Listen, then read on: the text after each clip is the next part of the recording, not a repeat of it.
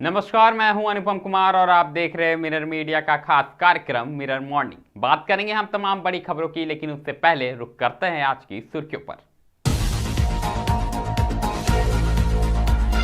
मतगणना से पहले पश्चिम बंगाल के 15 बूथों पर पुनः मतदान, कड़ी सुरक्षा के बीच वोटिंग जारी।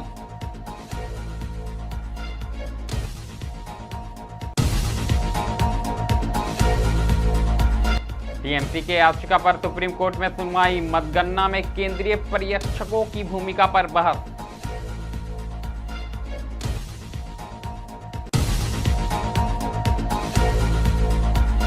कैलाश मानसरोवर यात्रा 2026 का शेड्यूल जारी, पंजीकरण शुरू, श्रद्धालुओं में उत्साह और तैयारियां तेज।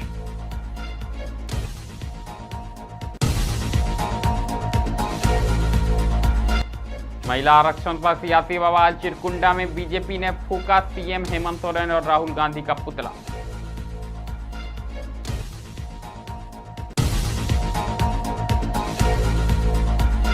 दुर्गापुर में 12वीं की छात्र की रहस्यमयी मौत, मचान से मिला शव, परिवार ने उठाए सवाल।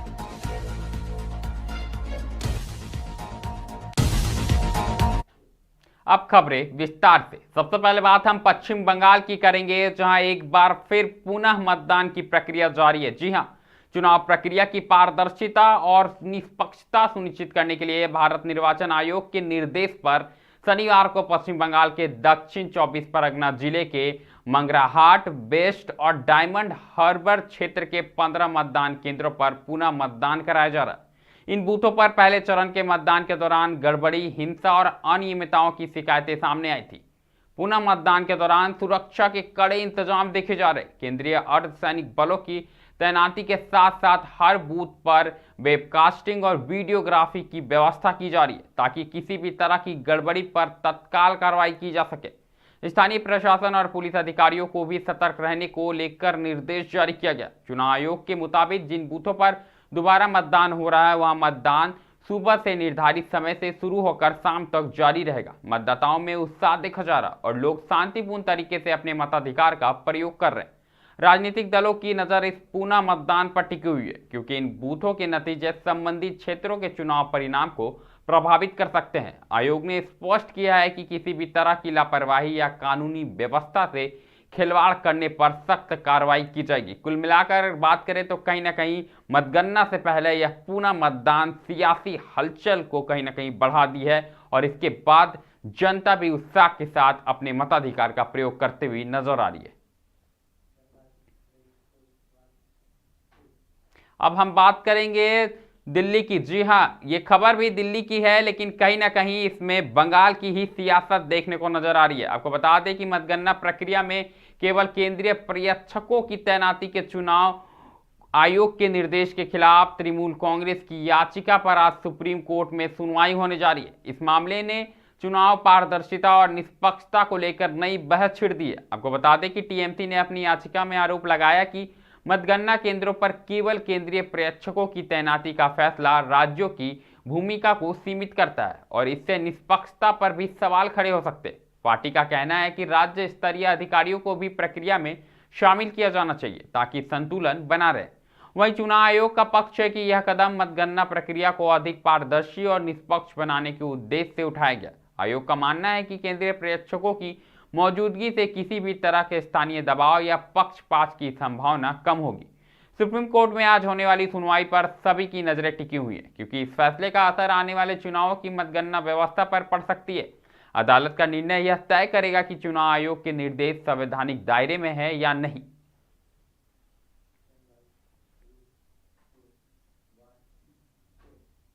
आपको बता दें कि भारत सरकार ने बहुप्रतीक्षित कैलाश मानसरोवर यात्रा 2026 का शेड्यूल जारी कर दिया। जी हां, इसके साथ ही श्रद्धालुओं के लिए आधिकारिक पंजीकरण प्रक्रिया भी शुरू कर दी गई है। हर वर्ष आयोजित होने वाली यह पवित्र यात्रा भगवान शिव के धाम माने जाने वाले कैलाश पर्वत और मानसरोवर झील के दर्शन के लिए की जाती है, जिसमें देश भर से हजारों श्रद्धालु शामिल होते हैं। विदेश मंत्रालय के अनुसार इस बार यात्रा को चरणबद्ध तरीके से आयोजित किया जाएगा। इच्छुक यात्रियों को ऑनलाइन माध्यम से आवेदन करना होगा, जिसके बाद चयन प्रक्रिया, स्वास्थ्य जांच और अन्य औपचारिकताएं पूरी की जाएगी। प्रशासन ने यात्रियों की सुरक्षा, स्वास्थ्य सुविधाओं और यात्रा प्रबंधन को लेकर विशेष तैयारियां की है। अधिकारियों ने बताया कि यात्रा के दौरान स्वास्थ्य मानकों का पालन अनिवार्य होगा। साथ ही यात्रियों को निर्धारित दिशा निर्देशों का सख्ती से पालन करना होगा। सरकार ने श्रद्धालुओं से समय रहते पंजीकरण कराने और आधिकारिक वेबसाइट के माध्यम से जानकारी प्राप्त करने की अपील की है। कैलाश मानसरोवर यात्रा न केवल धार्मिक आस्था का केंद्र है, बल्कि यह भारत तिब्बत क्षेत्र की प्राकृतिक सुंदरता और सांस्कृतिक विरासत का भी एक अनुभव कराती है।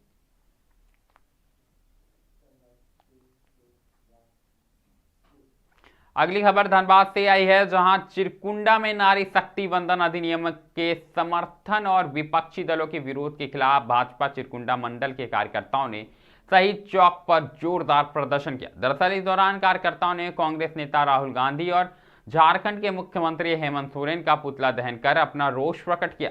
प्रदर्शन के दौरान भाजपा कार्यकर्ताओं ने विपक्षी दलों के खिलाफ जमकर नारेबाजी की। कार्यकर्ताओं का आरोप है कि कांग्रेस, झारखंड मुक्ति मोर्चा और वाम दल महिलाओं को आरक्षण देने की राह में जानबूझकर बाधाएं उत्पन्न कर रहे हैं। पुतला दहन के बाद सांसद प्रतिनिधि संजय ठाकुर, मंडल अध्यक्ष हरि कुमार और भाजपा महिला मोर्चा की नेत्रियों ने विपक्षी गठबंधन पर कड़ा प्रहार किया। उन्होंने कहा कि सभी राजनीतिक दल मंचों से महिलाओं के सम्मान की बात करते हैं, लेकिन जब उन्हें वास्तविक अधिकार और आरक्षण देने की बारी आती है तो विपक्ष का असली चेहरा सामने आ जाता है। लोग का महिला आरक्षण को रोकना, राहुल गांधी और हेमंत सरकार के द्वारा जो हम लोग को जो 33% संविधान मिला था उसको रोका गया है। तो हम लोग चाहते हैं कि महिला लोग को जो कहा जाता है कि सामान्य अधिकार, लेकिन हम लोग को वो सामान्य अधिकार मिलता नहीं है, क्योंकि बोलने में होता है कि महिला बराबर का दर्जा हो, लेकिन आज आरक्षण को क्यों रोका गया। इसी के लिए हम लोग ये रोड में उनका पुतला दहन कर हम लोग नारी शक्ति को दिखाना चाहते हैं कि हम लोग क्या कर सकते हैं। जिस तरह विपक्षी पार्टी के लोग राहुल गांधी और इंडी गठबंधन जो लोग थे, वो महिला बिल जो हमारे सरकार ने लागू करने का प्रस्ताव रखा था, लेकिन इसे लागू होने के लिए विपक्षी पार्टी लोग नहीं दिए हैं, क्योंकि हमारे नरेंद्र मोदी, हमारे जो यशस्वी प्रधानमंत्री को साफ कहना था कि महिलाओं को हम लोग देश में सशक्त बनाएंगे, महिलाओं को आगे बढ़ाएंगे और हमारे महिलाओं को किस तरह उत्थान हो और उनका आरक्षण मिले ताकि हमारा देश आगे बढ़े, हमारे देश की महिलाएं आगे बढ़े।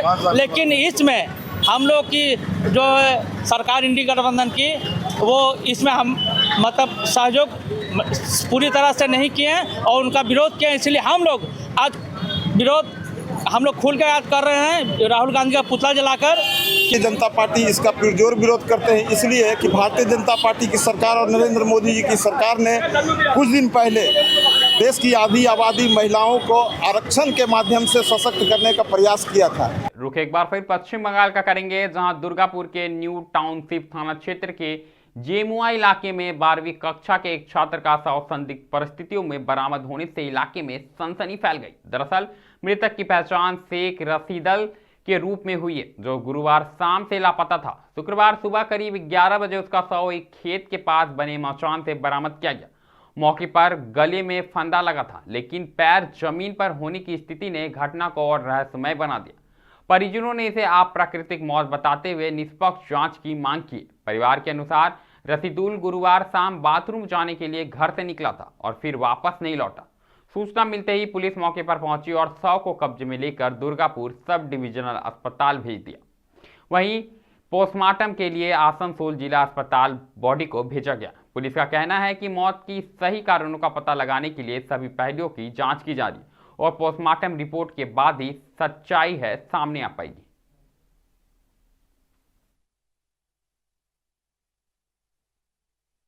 দেখি ভাইয়া নেই,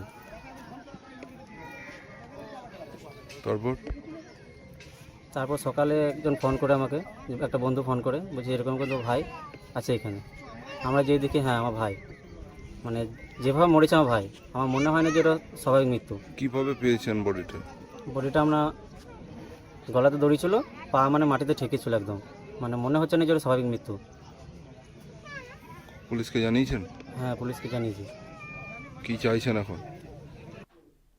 बात एक बार फिर धनबाद की करेंगे, जहां की धरती से एक बार फिर साहित्य और संवेदना की सुगंध सामने आई है। जी हां, धनबाद की बेटी और अंतर्राष्ट्रीय ख्याति प्राप्त लेखिका प्रीति पूजा की चर्चित पुस्तक खदानों से संवेदना के स्वर के प्रकाशन के 20 वर्ष पूरे हो गए। इस खास मौके पर पुस्तक की प्रथम प्रति धनबाद के विधायक राज सिन्हा को सह लेखक अनिल पांडे द्वारा भेंट की गई।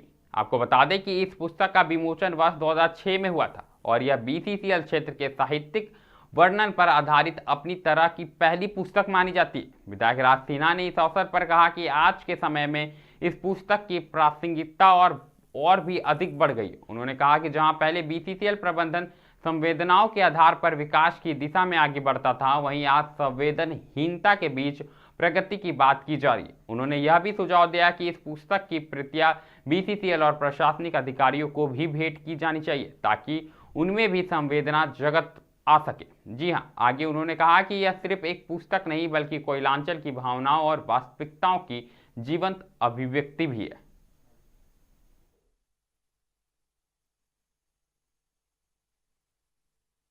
आदरणीय अनिल पांडे जी ने यह पुस्तक मुझे समर्पित किया है। इसकी लेखक हैं प्रीति पूजा। प्रीति पूजा जी के विषय में बहुत कुछ बताने को नहीं है। आप ही की धनबाद की ही बेटी हैं, लेकिन अभी धनबाद से लेकर अंतर्राष्ट्रीय स्तर तक इन्होंने अपना एक अलग छाप छोड़ा है। कई एक बार हमने देखा है कि ब्रिटेन के पार्लियामेंट में भी इन्होंने अपने पुस्तकों का, अपने लेखनी का वहाँ पे भी इन्होंने वहाँ पे अपने पुस्तकों का अनावरण किया है, अपनी बातों को रखा है। और आज ये जो इस पुस्तक का मैं बहुत तो नहीं पढ़ पाया, लेकिन जो शीर्षक है इसका, खदानों से संवेदना के स्वर, यह आज के दिन में इस पुस्तक की प्रासंगिकता मुझे लगती है, क्योंकि मैंने भी महसूस किया है कि आज के जो अधिकारी हैं, चाहे वो जिला प्रशासन के हो, चाहे भारत कोकिंग कोल लिमिटेड के हो, इनके अंदर संवेदना कहीं ना कहीं मर चुकी है। यह जो अधिकारी और श्रमिक, हालांकि आज अंतर्राष्ट्रीय श्रमिक दिवस है, बहुत अफसोस होता है कहने में कि आज जिन श्रमिकों की मुख्य भूमिका है राष्ट्र निर्माण में, या यूं कहें कि जिस बात की चर्चा कर रहे थे आदरणीय अनिल पांडे जी कि कैसे ये भारत कोकिंग कोल लिमिटेड एक समय BFIR में चला गया था और इसके बंद करने के प्रयास किए जा रहे थे कांग्रेस सरकार में। ये लगभग बंदी के कगार पे था, तो उस बंदी के कगार से फिर से इसको निकालने में इन जिन श्रमिकों की भूमिका रही है। यह एक समय था जब भारत के सरकार के नवरत्न कंपनी में शामिल हुआ, तो उस शामिल होने में भी जिन श्रमिकों की प्रमुख भूमिका रही है, आज उन श्रमिकों को देखने वाला कोई नहीं है। उस समय प्रधानमंत्री थे मनमोहन सिंह जी, ये निर्देश हुआ था कि इस कंपनी को बेचना है 1 रुपये में बेच दो, या तो ये कंपनी अपने काम लाभ से चले।